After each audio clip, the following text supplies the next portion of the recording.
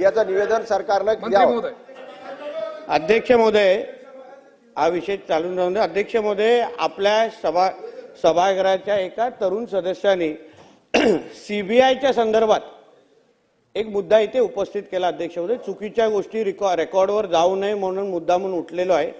अध्यक्ष महोदय, सुशांत सिंग राजपूतच्या संदर्भातला जो क्लोजर रिपोर्ट आहे तो सीबीआयने कोर्टात दिलेला आहे।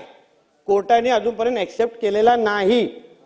ह्याच्या अगोदरचे प्रेसिडेंट अध्यक्ष महोदय मुद्दामून आपल्याला सांगतो, आरुषी तलवार केसमध्ये अशाच सीबीआयचा रिपोर्ट क्लोजर रिपोर्ट दिलेला होता। कोर्टाने तो नाकारला आणि परत ती केस ओपन केली आणि नंतर मग शिक्षा पण झालेली आहे। म्हणून उगाच चुकीच्या गोष्टी सभागृहाच्या याच्यावर बोलूच नाही।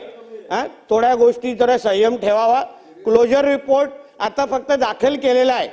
आपल्यालाही माहिती आहे, तेव्हाच्या सरकारने 72 दिवसाच्या नंतर सीबीआयला यायला दिलेलं एअरपोर्टवर थांबवण्याचे प्रकार तेव्हा झालेले। सीबीआय अधिकाऱ्यांना काय लपवत होते, कोणाला वाचवायला प्रयत्न करत होते, हे आता येणाऱ्या टप्प्याटप्प्याने सगळं बाहेर येईल।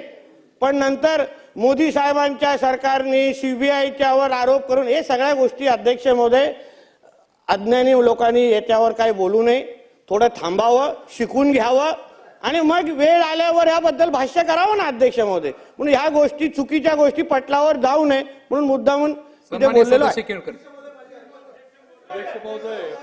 अध्यक्ष महोदय